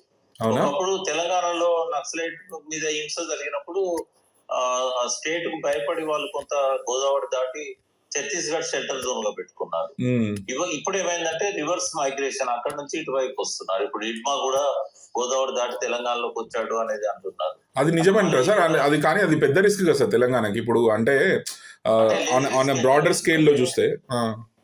రిస్క్ ఏం కాదు, ఎందుకంటే వాళ్ళు షెల్టర్లు తీసుకుంటారు కానీ రిక్రూట్మెంట్ జరిగే అవకాశాలు లేవు తెలంగాణలో. ఎందుకంటే తెలంగాణ ఒక కంఫర్ట్ జోన్ లోకి వచ్చింది. మనకు ఇంత ముందులాగా ఆ దోపిడీ లేదు. ఒక 60 ములుగు ఉన్నాయి, నాది నా నేటివ్ ప్లేస్. కాబట్టి ములుగు అడవులలో గతంలో ఉన్న ఫారెస్ట్ దోపిడీ గాని, పోలీసుల హింస గాని, భూస్వాముల దోపిడీ గాని ఇట్లాంటివి ఏవి కూడా లేవు ఇప్పుడు. ఒక ఐటీడీఎల్ ఇట్లాంటివి పెట్టి గిరిజన కార్పొరేషన్లు పెట్టి కొంతవరకు పోడు సమస్య కూడా పరిష్కారం అయింది. పోడు భూముల మీద కూడా వచ్చాయి వాళ్ళకి. అంటే ఇట్లాంటి సెల్ఫ్ హెల్ప్ గ్రూప్స్ కూడా ట్రైబల్ ఏరియాస్ కి వచ్చేసినాయి, నిధులు వాళ్ళకి ఇస్తున్నారు. ఇట్లాంటివన్నీ ఉన్నాయి కాబట్టి మళ్ళీ నక్సలైట్లలో పోవాలి, ఆయుధాలు పట్టుకోవాలి. ఇదివరకు చూశారు వాళ్ళు, అటువంటి ఎన్ని నష్టాలు జరిగినాయి ఆ ప్రాంతంలో అనేది చూశారు. రిక్రూట్మెంట్ ఏం కాదు కానీ వాళ్ళు కొంతకాలం టెంపరీగా షెల్టర్ తీసుకోవచ్చు. ఇంకో కోణం కూడా ఆలోచించాలి. ఇప్పుడు ఈ సరెండర్ అవుతున్న వాళ్ళు రేపు మళ్ళీ ప్రజా సంఘాలు పెట్టి ప్రజల్లోకి వచ్చి రాజకీయ పార్టీగా రాబోయే 2-3 years లో మళ్ళీ ఎన్నికల నాటికి ఒక రాజకీయ పార్టీగా అవతరించే అవకాశం ఉంది. ఒకటి రాజకీయ పార్టీ ఒకటి సార్. ఇంకోటి సెకండ్ యాంగిల్ ఏంటంటే వాళ్ళు నేరేటివ్ డెఫినెట్ ఇంపాక్ట్ చేయగలుగుతారు. ఎందుకంటే వాళ్ళకి లోకల్ పల్స్ మీద ఎక్కువ అవగాహన ఉంటది. ఇన్ కేస్ ఫర్ ఎగ్జాంపుల్ మనం ఒకసారి ఒక వ్యూలో ఆలోచిస్తే, వాళ్ళు ఒకవేళ BRS is more left oriented party, like BJP ఎట్లాగో రైట్ వింగ్ ఆబ్వియస్లీ అందరికీ తెలిసిందే. సో కాంగ్రెస్ కూడా Revanth Reddy in a way almost like right wing politician లానే కనిపిస్తున్నారు. ఆయన లెఫ్ట్ వింగ్ పొలిటీషియన్ లా కనిపించట్లేదు. కాబట్టి ఒకవేళ అది ఆ నేరేటివ్ బిల్డ్ కనుక ఇలాంటి సంఘాలు కనుక చేయగలిగితే బీఆర్ఎస్ కి ఫేవర్ అయ్యే అవకాశం ఎక్కువ కనిపిస్తుంది సార్ నాకైతే. ఉంటది, బీఆర్ఎస్ కి డెఫినెట్ గా ఎడ్జ్ ఉంటుంది. ఎందుకంటే మొదటి నుంచి కూడా అంటే నక్సలైట్ల పైన హింసను ప్రయోగించడంలో కూడా ఒక్క ఎన్కౌంటర్ జరిగినందుకు కేసీఆర్ బాగా సీరియస్ అయ్యారు. ఆ ఎన్కౌంటర్ జరిగిన రోజు కూడా ఆయన చెప్పలేదు, ఆయన ఇండియాలో కూడా లేడు, అప్పుడు చైనాకేటో పోయాడు. సో ఫేక్ ఎన్కౌంటర్స్ ఉండొద్దు, మేము తెలంగాణ తెచ్చుకున్నది దేనికోసం అని పోలీస్ అధికారులను మందలించడంతో ఇంకొక ఎన్కౌంటర్ జరగలేదు ఆయన పీరియడ్ అంతా కూడా. ఓన్లీ 1 ఎన్కౌంటర్ అంతే మొత్తం 9.5 సంవత్సరాల్లో. అందులో భావజాలంలో కూడా మోర్ లెఫ్ట్, ఆబ్వియస్లీ కేసీఆర్ గారు మోర్ లెఫ్ట్ భావజాలంతో ఉంటారు కాబట్టి విధానాలలో ప్రజలకు ఉపయోగపడే పనులు చేశారు అనేది ఒక పాజిటివ్ రోల్ ఉంటది వాళ్ళకి. కరెక్ట్. సో నేరేటివ్ బిల్డ్ వాళ్ళు కనుక పాలిటిక్స్ లోకి వచ్చినట్టయితే కొంత ఇంకొక ఫోర్స్ కూడా రంగంలోకి వస్తుంది. 4వ శక్తిగా వాళ్ళు డెఫినెట్ గా వాళ్ళు అవతరిస్తారు ఎట్లయినా. ఇప్పుడు మనకి 2028 జమిలీ డిస్కషన్స్ జరుగుతుంది కదా సార్. అంటే నేను I happen to be with మీకు తెలుసు ఒక బీహార్ బేస్డ్ ఎనలిస్ట్ తెలుసు కదా మీకు. ఆయన కలవడం జరిగింది ఈ మధ్య రీసెంట్ గా నేను లండన్ లో. వారు ఇక్కడ ఉండే ప్రశాంత్ కిషోర్. అయితే సో వాట్ ఎవర్ ఇప్పుడు సో డీటెయిల్ లోకి వెళ్ళకపోతే మనం ఒకసారి వాళ్ళ ఇంటెన్షన్ ఏంటంటే ఇప్పుడు ఇండియాకి అసలు ఎంత ఛాన్స్ ఉంది, ఇండియా కూటమికి ఎంత ఛాన్స్ ఉంది, 28 నేరేటివ్ ఏంటిది, ఇప్పుడు బీజేపీ నేరేటివ్ ఏమవుతుంది అంటే బేసిక్గా ఎవరు అంటుండే నాతోనే ఆఖరి బార్ మోడీ సర్కార్ అనే ఒక నేరేటివ్ ఏదో బిల్డ్ చేద్దాం అనుకుంటారు అని. సో 2028 జమిలీ ఎలక్షన్స్ అని ఇదంతా ఒక చిన్న బేస్ నేరేటివ్ మీద నడుస్తుంది కదా సార్. యూపీ హ్యాస్ బికమింగ్ కొంచెం వీక్ అవుతుంది కాబట్టి యూపీని స్ట్రెంత్ ఎట్లా చేసుకోవాలి అది పక్క పెడితే సదర్న్ స్టేట్స్ ఎట్లాగో పోతాయి కాబట్టి మనం జమిలీకి వెళ్తేనే బెస్ట్. వెళ్ళినప్పుడు ఏమని అట్లాంటిది ఒకవేళ జరిగితే in case of that aspect అసలు ఏం నేరేటివ్ ఉండొచ్చు తెలంగాణ ఎలక్షన్ లో 28 ఎవరికి ఫేవర్గా ఉండొచ్చు అంటారు సార్? తెలంగాణకైతే ఇక్కడ కాంగ్రెస్ ఇప్పుడు వాళ్ళే చెప్పుకుంటాను మేము మళ్ళీ రాము, మళ్ళీ వచ్చేది డౌట్. కొంతమంది మినిస్టర్స్ కూడా ఈ మధ్యలో బహిరంగంగానే కామెంట్ చేశారు, మేము మళ్ళీ వస్తే కదా మీకు హామీలో నెరవేర్చేది అని చెప్పి. రేవంత్ రెడ్డి కూడా తన దగ్గర వాళ్ళతో ఇంకా ఇదే లాస్ట్ ఛాన్స్ అని చెప్పి తను కూడా ఇంత ముందు కొంత ఫస్ట్ ఇయర్ లో సైలెంట్ గా ఉన్నాడు. బట్ ఇప్పుడు మళ్ళీ భూ కబ్జాలు ఇట్లాంటివన్నీ కూడా మళ్ళీ మొదలైనాయి. వీలైనంత సర్దేసుకుంటారా? వీలైనంత ఉండగానే ఇల్లు చక్కగా పెట్టుకోవాలి కదా. కాబట్టి కాంగ్రెస్ వచ్చేదైతే వీలు కాదు ఇక్కడ. బీజేపీ ఏమో వాళ్ళు అనుకున్నంత వేగంగా పుంజుకోవట్లేదు. కాబట్టి ఇక్కడ బీఆర్ఎస్ ఇక్కడ ఎడ్జ్ ఉంటుంది డెఫినెట్ గా. బీఆర్ఎస్ కి మంచి పొజిషన్ ఉంటుంది, డెఫినెట్ గా అధికారంలోకి వస్తారు. ప్రజల లోపల కూడా పశ్చాత్తాపం మొదలైంది. ఇంకొక ఎక్స్పెరిమెంట్ చేయరు ప్రజలు, ఎందుకంటే మళ్ళీ బీజేపీని తెచ్చిపెట్టుకుంటే వాళ్ళు ఎట్లుంటుందో అనేది. టిఆర్ఎస్ అయితే బాగానే చేసింది కదా, ఆయన ఎట్లున్నా కూడా మనకైతే బాగానే చేశాడు కదా, ఇట్లాంటివన్నీ కూడా కొంత డిస్కషన్స్ అవుతున్నాయి ప్రజలలో. కాబట్టి ఆ పథకాలన్నీ మళ్ళీ రావాలంటే కూడా కేసీఆర్ ఉండాలనేది ఒక కోరిక అనేది కనబడతా ఉంది. మిగతా దేశంలోని ఇతర రాష్ట్రాల పరిస్థితి చూసినట్టయితే తమిళనాడులో డిఎంకే చాలా స్ట్రాంగ్ అయింది. ఎందుకంటే అన్నమలై ఫ్యాక్టర్ చెప్తున్నారు కదా సార్. అన్నమలై కొంచెం లేదు, అన్నమలై మొన్న ఆయనే గెలవలేకపోయాడు. మొన్న పర్ఫార్మెన్స్ కూడా అంత బాగా ఏం లేదు. కొంత బీజేపీకి పర్సెంటేజ్ పెరిగింది తప్ప అంతగా ఏం లేదు. కాకపోతే విజయ్ మొన్నటి ఇన్సిడెంట్ లో విజయ్ బాగా మైనస్ లో పోయాడు, తొక్కిసలాట ఇదంతా జరగడంతో. కర్ణాటకలో మాత్రం కొంత కాంగ్రెస్ ప్రభుత్వాన్ని కూల్చే అవకాశాలు ఉన్నాయి మోడీ గారు. ఎప్పుడు పెడతాడో ముహూర్తం తెలియదు.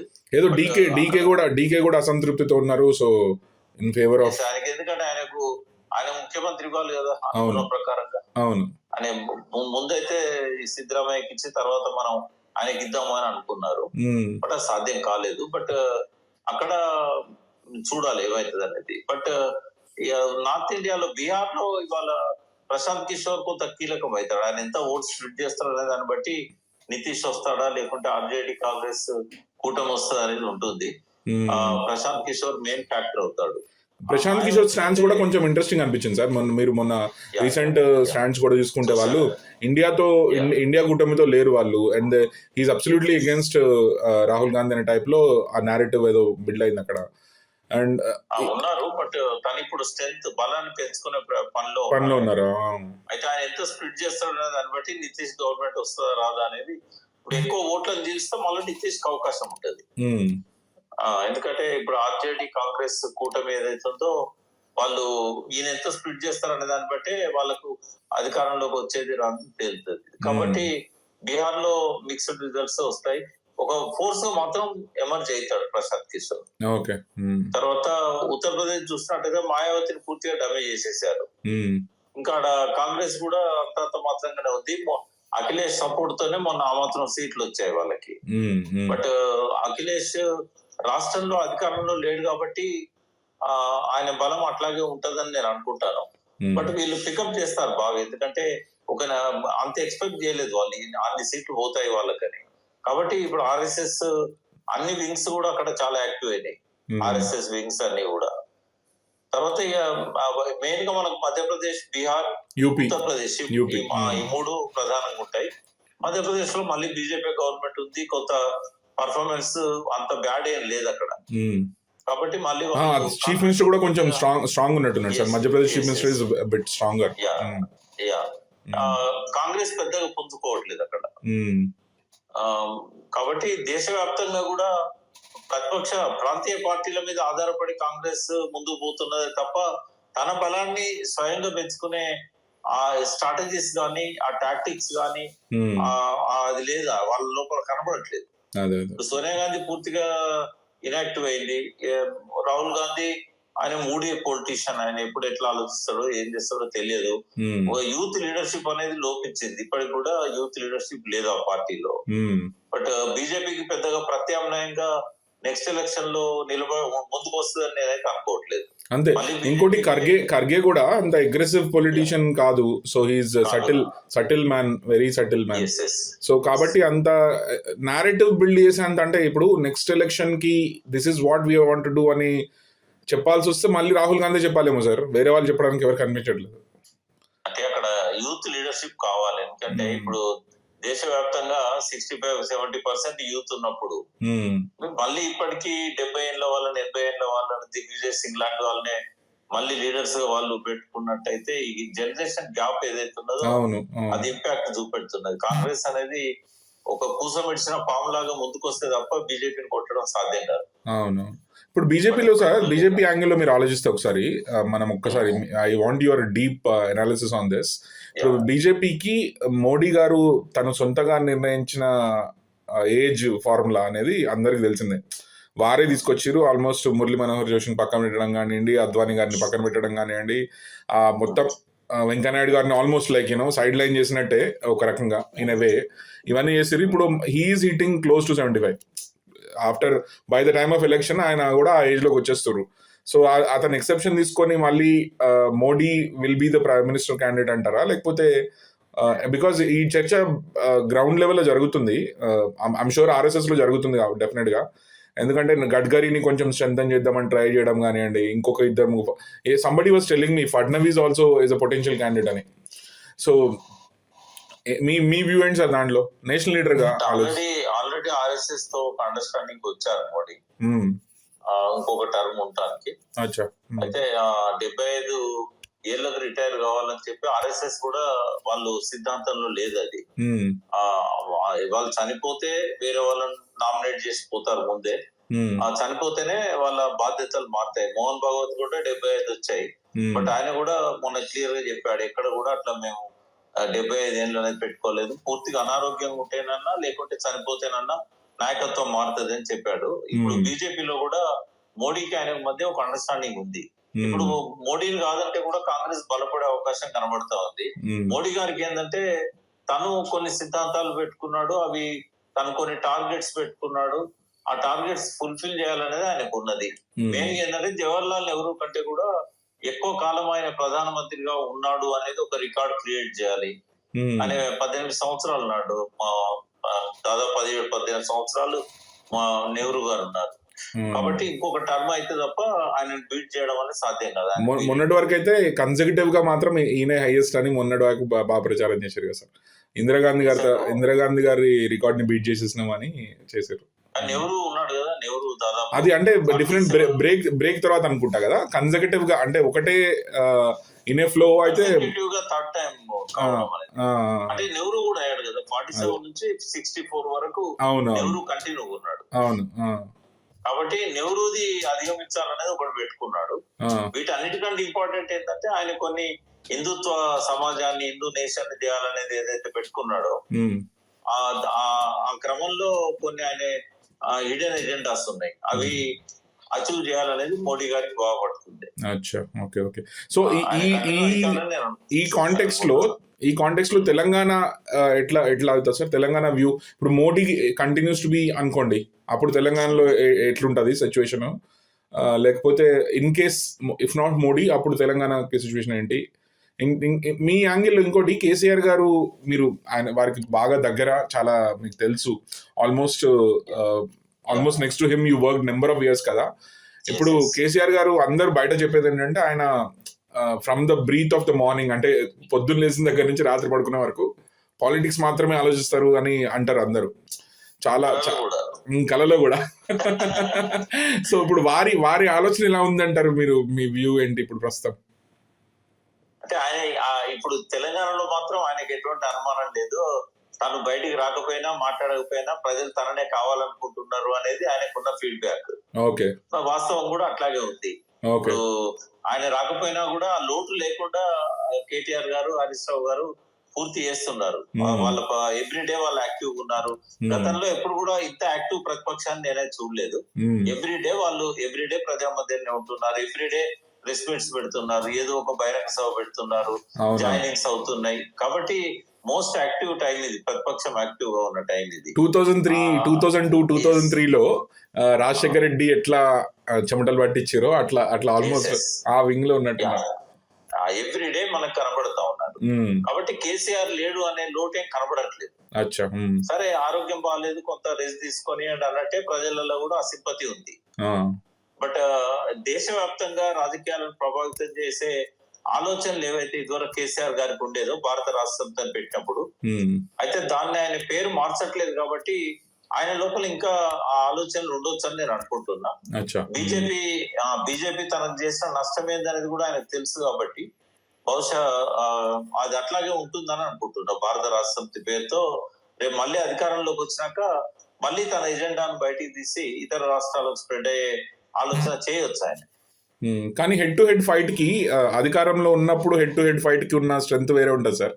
కానీ ఇప్పుడు అపోజిషన్ కాబట్టి హెడ్ టు హెడ్ ఫైట్ కి కొద్దిగా రిస్క్ అన్నట్టే అంటారా మీరు? లేకపోతే మనకి రిస్క్ ఉంది. కాకపోతే ఇప్పుడు ఇక్కడ మాత్రం తన స్ట్రెంత్ కూడగట్టుకుంటాడు. నెక్స్ట్ 28 వరకు వేరే రాష్ట్రాల్లో తనేం ప్రయత్నం చేయడు. 28 లో మాత్రం తన అధికారంలోకి వచ్చాక మళ్ళీ ఏమన్నా అవకాశం ఉండొచ్చు. ఇక్కడ స్ట్రెంగ్ చేసుకుంటూ గతంలో లాగా ఇక్కడ పక్కకు పెట్టి అక్కడ చేయడం కాకుండా ఇక్కడ స్ట్రెంగ్ చేసుకుంటూ కేటీఆర్, హరీష్ రావు ఉంటారు కాబట్టి ఆయన వేరే రాష్ట్రాలలో కొంత పార్టీ ఉనికి కోసం ప్రయత్నం చేయొచ్చు. ఆయన పార్టీని కొంత స్ట్రెంగ్ చేయడానికి. సో గత 10 సంవత్సరాల తెలంగాణలో బీఆర్ఎస్ ప్రభుత్వ పరిపాలన, వాళ్ళ యొక్క కార్యదక్షత అంటే ఎఫిషియన్సీ ఒక్కసారి మళ్ళీ ప్రజలకు గుర్తు చేయడం, ఇప్పుడు కాంగ్రెస్ గవర్నమెంట్ లో ఉన్న ఫెయిల్యూర్స్ ని మళ్ళీ ఎత్తి చూపించడం అనేది నేరేటివ్ ఉండబోతుందా, లేకపోతే ఇంకేదన్నా చేంజ్ అయ్యే అవకాశం ఉందా sir with in next few months? దాంతో పాటుగా తన అసంపూర్తిగా వదిలేసిన లక్ష్యాలు చాలా ఉన్నాయి. ఓకే. అంటే మేము తెలంగాణ రాష్ట్ర సమితి మేనిఫెస్టో 2014లో రాసేటప్పుడు డైలీ కూర్చునే వాళ్ళం. ఈ డ్రాఫ్టింగ్ కమిటీలో నేనున్నాను. సో అప్పుడు ఆయనకున్న ఏవైతే లక్ష్యాలు ఉన్నాయో చాలా వరకు ఇంకా అసంపూర్తిగా ఉన్నాయి. కాబట్టి నెక్స్ట్ ఎజెండా కూడా వాళ్ళు ప్రకటిస్తారు. మేము అధికారంలోకి వచ్చినట్టయితే ఇవి కంప్లీట్ చేస్తాము అని చెప్పేసి. అంటే ఉన్న సంక్షేమ పథకాలను యథాతథంగా కొనసాగిస్తూ అదనంగా ఏం చేయగలుగుతారు అనేది, ఎక్కువ సంక్షేమ పథకాల కంటే కూడా అదనంగా అభివృద్ధి వైపుగా ఏవైతే ఇంకా తన లక్ష్యాలు ఏవైతే పూర్తి కాలేదో ఆ విషయాల మీద కొంత దృష్టి ఉంటుంది. రెండవది బ్యాక్వర్డ్ క్లాసెస్ సంబంధించినంత వరకు కొంత ఆ వర్క్ ఒకటి కొంచెం రెవల్యూషనరీ థాట్స్ అనేవి వాళ్ళు ఇంప్లిమెంట్ చేసే అవకాశం ఉంది బీసీల విషయంలో. రైట్ డైరెక్షన్, మంచి. నేను నెక్స్ట్ క్వశ్చన్ అదే వస్తుండే సార్. నేను ఇప్పుడు బీసీ ఉద్యమం ఏదైతే గత అట్లీస్ట్ 6 months గా, ముఖ్యంగా లాస్ట్ 6 months ఏదో ఫ్రంట్ లైన్ తీసుకొద్దాం, ఇప్పుడు సరే చిన్నదా పెద్ద చిన్న పార్టీలు ఏర్పడ్డం మీకు తెలుసు నేను ఏం మాట్లాడుతున్నానో, అదొక లైన్. ఇప్పుడు పార్టీలోంచి, బీఆర్ఎస్ పార్టీలోంచి వెళ్ళిన పెద్ద నాయకులు అనుకునే వారు కూడా బీసీ లైన్ తీసుకోవడం ఇవన్నీ చేసేసి ఒక చిన్న అటెంప్ట్ చేస్తున్నారు. ఇప్పుడు వాటిని ఎట్లా స్ట్రాటజికల్ గా, మీరు కేసీఆర్ గారు మీకు చాలా దగ్గర కాబట్టి, చాలా చూసారు కాబట్టి, ఎట్లయితే క్రైసిస్ లో ఉన్నప్పుడు నా అబ్జర్వేషన్ ఏంటంటే సార్, క్రైసిస్ లో ఉన్నప్పుడు పర్ఫార్మింగ్ లో కేసీఆర్ గారు దిట్ట అని నాకు అనిపిస్తుంది. ఎప్పుడైనా ఆయన ప్రతి క్రైసిస్ ని ఎక్స్ట్రాడినరీ హ్యాండిల్ చేశారని అనుకున్నా నేను, అట్లీస్ట్ నా వ్యూలో. మీ వ్యూ ఏంటి సార్? ఇప్పుడు దీన్ని అసలు ఆయన క్రైసిస్ లాగా చూస్తున్నారా? ఇన్ కేసు ఒకవేళ క్రైసిస్ అనుకుంటే, ఫ్యామిలీ కానివ్వండి, లేకపోతే ఎక్స్టర్నల్ గా వస్తున్నటువంటి ఈ బీసీ వాదం అదొకటి కానివ్వండి, దీని అసలు ఆయన ఎట్లా ఏ యాంగిల్లో చూస్తారు? ఎందుకంటే ఇప్పుడు ఈటెల రాజేందర్ ఎగ్జిట్ కానివ్వండి, మీరు అబ్జర్వ్ చేస్తే, తర్వాత కొన్ని జరుగుతున్న పరిణామాలు కానివ్వండి, ఇప్పుడు రీసెంట్ గా జరుగుతున్నటువంటి బీసీ ఉద్యమం మీద డిస్కషన్స్ కానివ్వండి, కాంగ్రెస్ ఏదో బీసీ ఫేవర్ గా ఉన్నట్టు చెప్పడం బట్ జరగకపోవడం, ఇవన్నింటినీ will he come out and take it as agenda item and ఎట్లా హిట్ చేస్తారని మీ ఉద్దేశం? అంటే ఇప్పుడు కేసీఆర్ గారికి కానీ, ఏ పార్టీలో ఉన్న నాయకులకు కానీ ఇప్పటికిప్పుడే బీసీలో ఒక పోలరైజ్ అవుతారు, ఒక ఫోర్స్ లో ఎమర్జ్ అవుతారు, వీళ్ళందరినీ నడిపించగలిగిన ఒక నాయకుడు ఉన్నాడు లేదా వస్తాడు అనే నమ్మకాలు ఎవరికి లేవండి. ఓకే. బీసీలలో ఉండేవు. యాక్చువల్గా ఏంటంటే ఇప్పుడు రాజేందర్ లాంటి వాళ్ళకేమో నేను దిగిన తర్వాత వీళ్ళంతా నాతో ఉంటారా, నాతో వస్తారా, మరి ఎక్స్పెండిచర్ ఇవన్నీ కూడా మనం బేర్ చేయగలుగుతామా అని ఆయనకుండే అనుమానాలు ఆయనకుంటాయి. బట్ ఆయనకు ఒక సెకండ్ థాట్ అయితే ఉంది, ఎప్పుడు ఉంది ఆయనకు. అంటే రేపు బీజేపీలో తను అనుకున్న లెవెల్ కి ఆయన చేరకపోతే ఆయనకు ఆల్టర్నేటివ్ బీసీలే ఖచ్చితంగా ఆయనకు ఒక ఆలోచన అవుతుంది. బట్ బీసీలకు మరి రాజేందర్ నాయకత్వాన మనం పని చేయగలుగుతామా, ఇట్లాంటి ఇప్పుడు ఈ అపనమ్మకాల మధ్య బీసీ నాయకత్వం అంతా ఊగిసలాడుతూ ఉంది.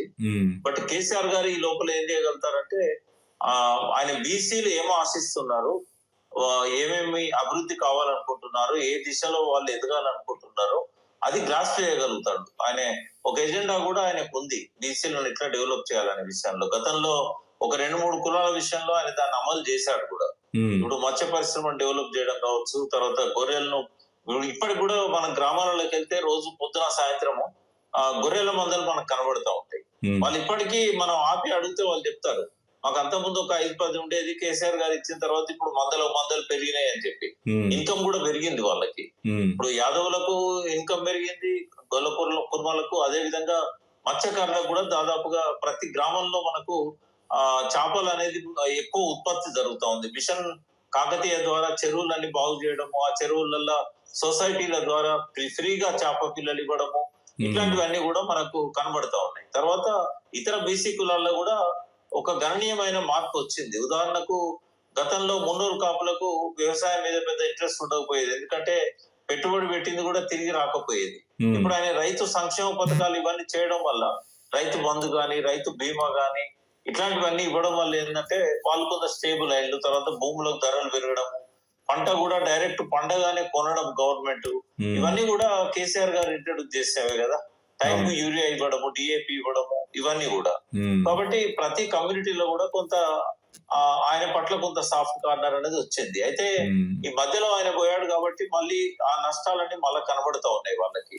ఇప్పుడు మళ్ళీ ఆయన వచ్చినట్టయితే మనకు కొంత ఇంకా మేలైన పరిస్థితి ఉంటది అనేది, మళ్ళీ ఆత్మహత్యలు అనేటివి కూడా చాలా వరకు తగ్గిపోవడము, ఒక భరోసా అనేది ఏర్పడ్డది రైతుకి. అట్లా అన్ని కులాలలో కూడా. అయితే మనం ఆయన ఆశించింది 100% అయితే ఆయన చేయగలిగింది ఒక 20% మాత్రమే. అయితే ఆ బీసీ కమ్యూనిటీ సంబంధించినంత వరకు ఆయన ఇంకా ఆయన ఆలోచనలో వచ్చిన విప్లవాత్మకమైన మార్పు ఏంటంటే, ఆయన అప్పుడు ఫుడ్ ప్రాసెసింగ్ యూనిట్స్ పెట్టి రైతులకు ఒక బ్రాండింగ్ సౌకర్యం కల్పించడానికి, ఇక్కడ పండిన పంటలను వాల్యూ అడిషన్ చేసి ఇతర దేశాలకు మనం ఎగుమతులు చేయడానికి ఒక ప్రత్యేకమైన ఐఏఎస్ ఆఫీసర్ అపాయింట్ చేస్తానని చెప్పాడు, ఒక మినిస్ట్రీ పెడతానని చెప్పాడు. ఇవన్నీ కూడా ఆయన మొగ్గ దశలో ఉండగానే ఆయన ప్రభుత్వం పడిపోయింది. డెఫినెట్ గా రేపు మళ్ళీ అధికారంలోకి వచ్చిన తర్వాత ఈ ఆలోచనలన్నీ కూడా ఆయన అమలు చేసే అవకాశం ఉంది. కాబట్టి బీసీలలో తమ నాయకత్వంలో ప్రభుత్వం ఏర్పడదు, తమకు ఒక మంచి నాయకుడు లేడు అనుకున్నప్పుడు వాళ్ళు కొంత బీఆర్ఎస్ వైపు మొగ్గు చూపే అవకాశం ఉంటది. బీఆర్ఎస్ ఎప్పుడు కూడా బీఆర్ఎస్ లో ఒక బీసీ ముఖ్యమంత్రి కాకపోవచ్చు, కానీ బీసీలకు కావాల్సిన కొన్ని మంచి పనులను చేసే అవకాశం. కరెక్ట్.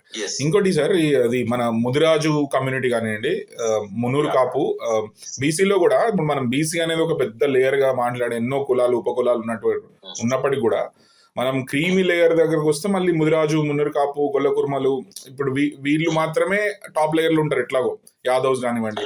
క్రీమీ లేయర్ డెఫినేషన్ కి 1% కూడా రారండి. అదే 99% క్రీమీ లేయర్ డెఫినేషన్ కిందనే ఉంటారు. అదే కదా. సో కాబట్టి వాళ్ళు ఓట్లను ఎంత ప్రభావితం చేస్తారనేది కూడా ఇంపార్టెంట్ కదా సార్.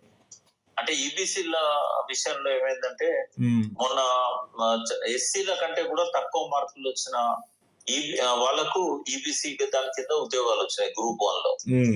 అంటే ఎస్సీ ఎస్టీల కంటే తక్కువ మార్కులు వచ్చిన వాళ్ళకు.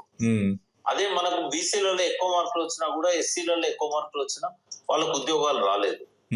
దీని వల్ల ఏంటంటే ఒక పోలరైజేషన్ అయితే వస్తున్నది.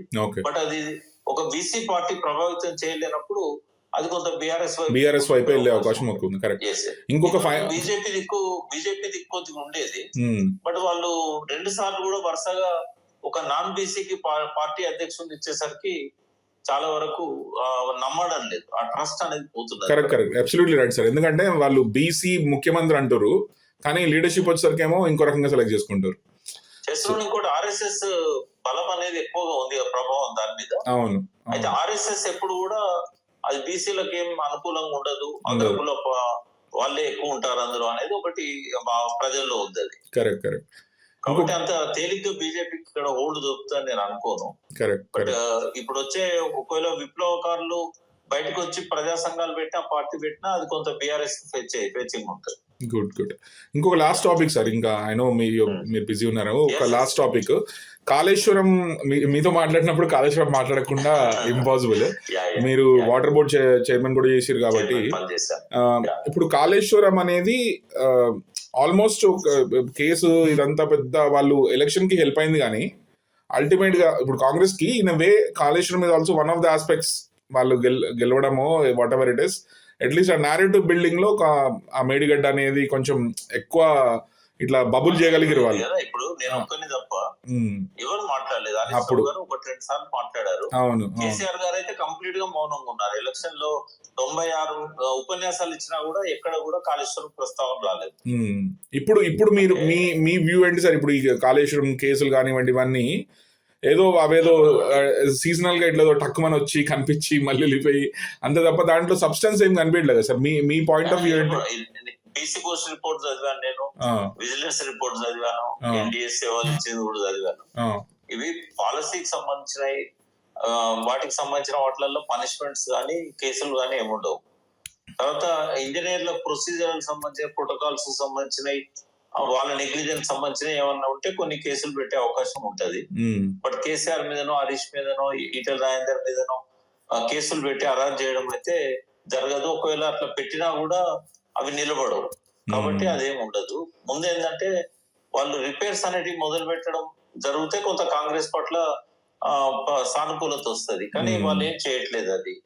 అయితే మెయిన్ గా ఏంటంటే ఈ కాళేశ్వరం ఎపిసోడ్ రావడానికి 2 కారణాలు ఉన్నాయి. ఒకటి, అవినీతి అనేది నమ్మించాలంటే ఏదో ఒకటి జరగాలని చెప్పేసి నేనైతే 100% అది బ్లాస్ట్ చేశారని. ఎందుకంటే మీరు ఎవరైనా బాంబు పెట్టి బ్లాస్ట్ చేసే ఫీల్డ్ లో అనుభవం ఉన్న వాళ్ళని తీసుకొస్తే వాళ్ళు ఈజీగా చెప్పేస్తారు ఇది బ్లాస్టింగ్ అని. కాన్స్పిరసీ ఉందంటారు అయితే? 100% ఉంది. ఎందుకంటే అది ఆ కింద నుంచి లీక్ అయినా కూడా ఒక పిల్లర్ కిందకెళ్ళి కాదు, ఇంకా 10 పిల్లర్ల కిందకెళ్ళి లీక్ అయినా కూడా ఆ రకమైన పగుళ్ళు వచ్చే అవకాశం లేదు, ఆ సౌండ్స్ వచ్చే అవకాశం లేదు.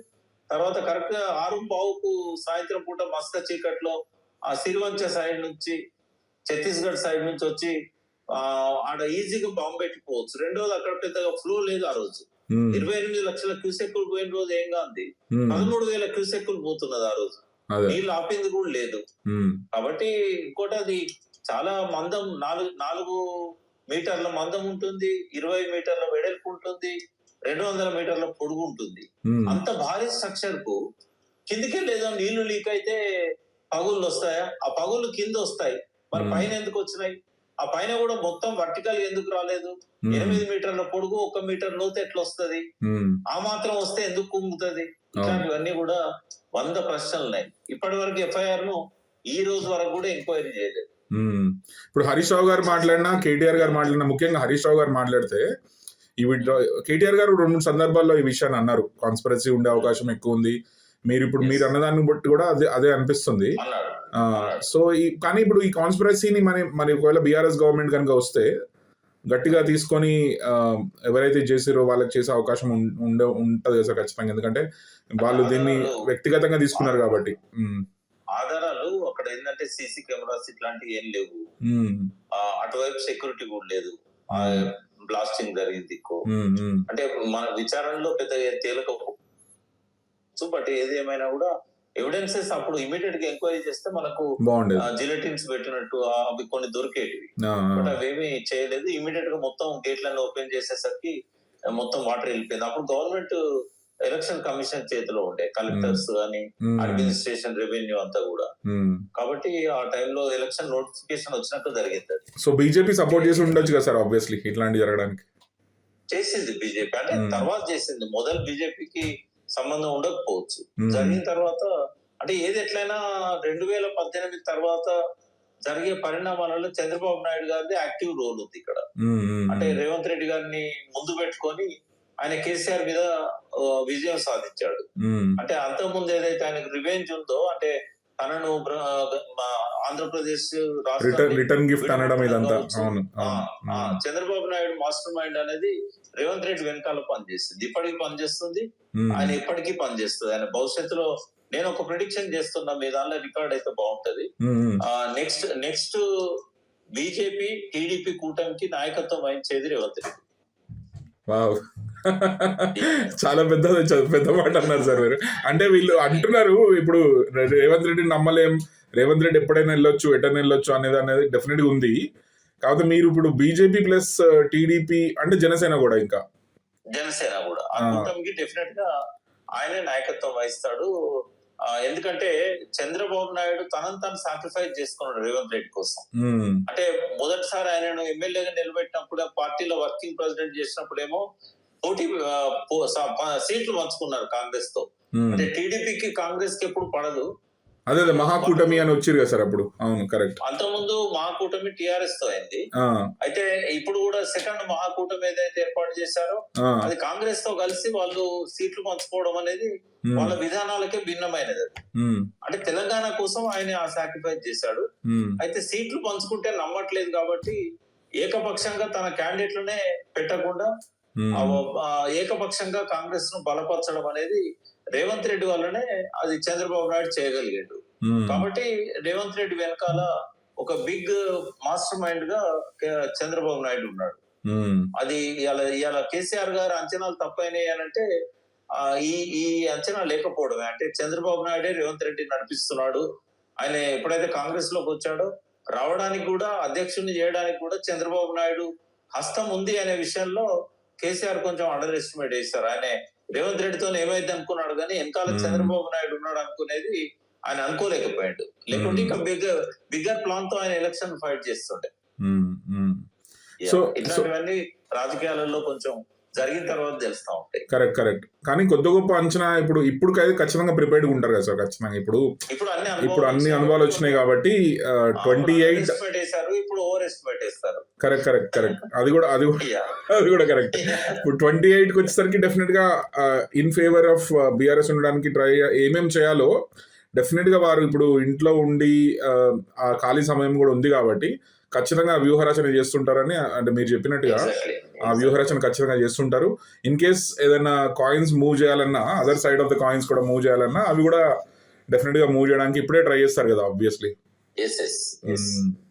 కానీ ఇప్పుడు వాళ్ళకి ఏం బెనిఫిట్స్ అని ఇప్పుడు మీరు ఒక్కసారి బీజేపీ సైడ్ యాంగిల్ ఆలోచిస్తే what are the getting benefited ఇప్పుడు ఈ ఆల్రెడీ ఎగ్జిస్టింగ్ అంటే ఏక్నాథ్ షిండే ఫార్ములా అంటారా, లేకపోతే ఎట్లా ఏ యాంగిల్లో తీసుకుంటారు?